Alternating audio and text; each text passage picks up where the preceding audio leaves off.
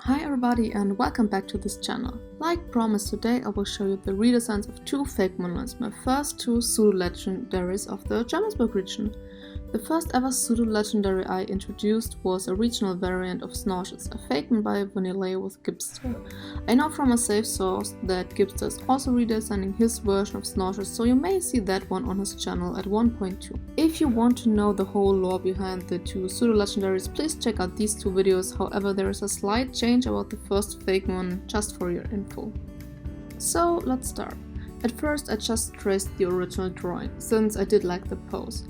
The main thing I didn't like about my first design was the head, or rather the way it was sitting on the body. It looked weirdly separated, so I fused the head and the body together. As you can see now, the pattern on the belly is also fully connected to the head pattern on the side. Its original wings looked a bit too tiny, so I enlarged them a tiny bit. And that was basically it, for now at least, because I thought it looked alright. However, Gibbster gave me a few valid critique points I adjusted after already finishing the rendering. The main point was that the runestone on its head, which from the start was the hardest element to organically incorporate into the design. Gibbster said it looked a bit too small, which I agree on. Besides, to me it also looks like a tombstone, pretty similar to the one I gave Jermanzburg Meowth, so yeah, I wanted to change it too. Instead of the stone, I gave it a scale-looking plate on its forehead, which also looks closer connected to its evolution's ornaments, which you will see in a second. And here it is, the pure dragon type Jermanzburg Snauseous. It is the first stage of the Pseudo Legendary line for the Fable area. It originally came from the Vanilla region. Through the journey it lost most of its power. In the Jermanzburg region, Snauseous found a new way of powering its energy, the runestones of the Fable area. Next, the evolution. While Snauseous was just a little snake, it will grow into a lindworm-like creature. The body shape of Slithorune stayed the same, but the head shape and patterns got changed up a bit. The swirly patterns around the eye looked weird, and I didn't know why I drew it like that in the first place. But I have to say the new head shape is also a bit weird, but whatever. It now has a few more lines running over its body. This is inspired by energy lines, since it has found a new source of energy and is now able to control it better. However, since its power level is still rather low, it likes to find magical places in the Fable area and absorb its energy. However, sometimes they also create new magical places if they have enough energy to share. These magical places often attract wild Snauseous, since they are also looking for energy. These magical places basically look like small runestones in a circle. Here it is, Slithorune, a dragon and fairy type. Since I already told you everything you need to know, let's get straight to the final stage, my personal favorite one. The main thing I wanted to change was the pose, since its head was hidden in front of its body, so the silhouette was hard to read, and I think the new one is better, but still not the best, but it's good enough for me at the moment. The best thing about the original design was the head, but it was a bit too overcomplicated for a Pokemon design. It took some time and adjusting little things until I was happy with the design. I mean, as usual.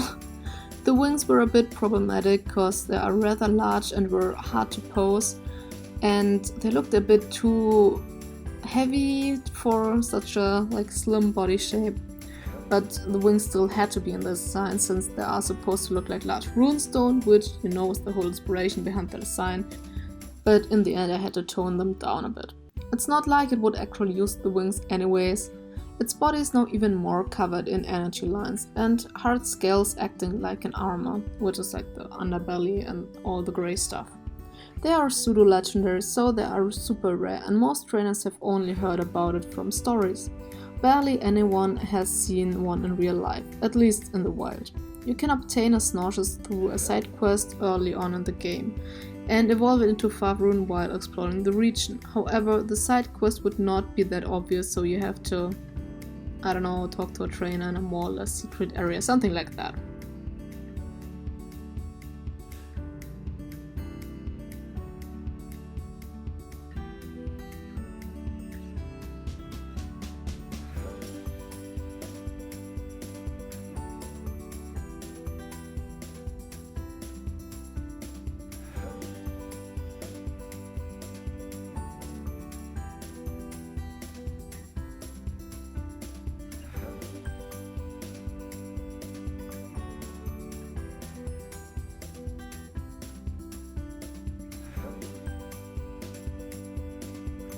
Here it is, Fafrune, the final stage of the Pseudo Legendary for the Fable area. It's again a dragon fairy type, a pretty cool type combination in my opinion. If I wanted to spend a few more years on the project, I could probably redesign it again, but that's not my priority for now. The other line I wanted to redesign is the Pseudo Legendary for the Shift area, Tamitic. This Fakemon is based on cockroaches and radioactive stuff. The first stage, Tamitic, was nearly perfect to me. It is adorable, but also a bit strange looking, exactly what I wanted.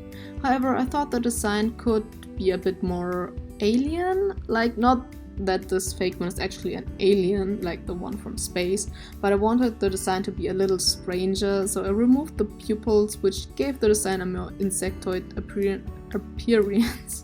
Besides that, I changed the round swirls into pointy triangular swirls, if that makes sense.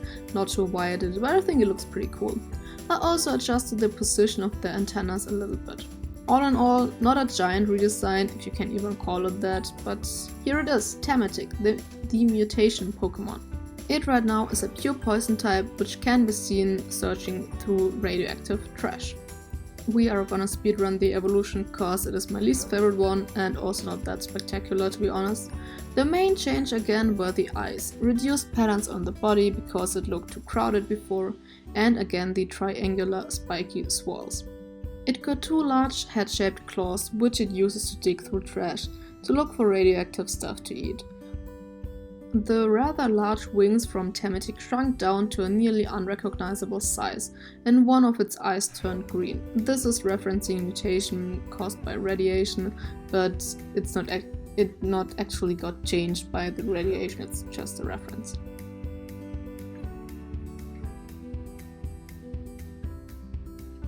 Here it is, Ectosect, a poison and steel type. It gained the steel type, and back when I designed this line, Poison Steel was actually an unused type combination until Gen 9 introduced us to Warum, which sounds way too much like the German term Warum. The last stage, Luceniu, needed the biggest changes. The body shape and pose were fine, even though I also played around with different stuff that in the end didn't work. The main goal was to create a design that is less, well, how can I call it? It originally looked like I just threw a bunch of elements together. For example, originally it had 2 giant claws shaped like heads, however they do not look the same because I swapped around the color schemes, which was again a reference for mutation caused by radiation, but I'm pretty sure no one would have understood that unless I explained it like I did just now. It just looked a bit uneasy and not intentional, at least not to me. As you can see, I tried a few different approaches, opening them up so they look more like giant dragon heads, changing the position and design of them, but that didn't work.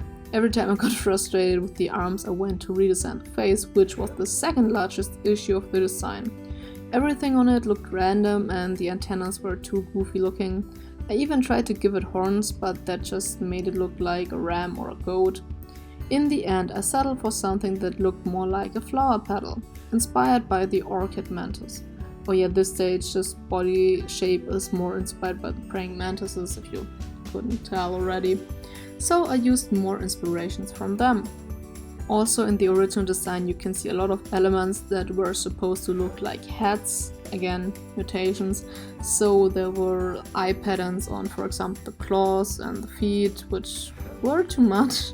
Once I realized that everything became a lot more easy. This also gave me the freedom to completely change the claws to something more weird looking. I mean, there was no reason why these heads had to literally look like weird dragon heads. Instead I went with something that is inspired by carnivorous plants. The claws still look like heads, but also like a weird alien plant, and a lot more like something Game Freak would maybe do, I guess. The colors stayed mostly the same, but I introduced a light shade of pink for the inside of the mouth and the patterns around it. Here it is, Luceniu, the final one of the 3 Pseudo Legendaries. It was the hardest one to redesign, and I'm not 100% sold, but I think it's definitely an upgrade to the previous design. All in all, I think these Fakemon can proudly stand next to Gargles and its line. Now that you have seen all 3 lines, I want to share the overarching themes of them. All 3 are workers of some sort. Fafrune's line is building places of energy that were used as worship places in the past. Lucenium's line is a trash collector and protector of workers, while Gargolem's line is all about repairing broken stuff. Also, they are inspired by 3 different materials: stone or runestones, uranium and glass. If Fakemon Shift in Gridlock was a game, Gargolem and Lucenium's lines would be the version exclusive ones, but I don't like that concept, so in my headcanon they are just more rare in one version than in the other, which also makes a bit more sense to me, but whatever. So, which one of these would you choose for your journey? Please let me know in the comments. Thank you all for watching, please leave a like and subscribe if you haven't. See you in the comments!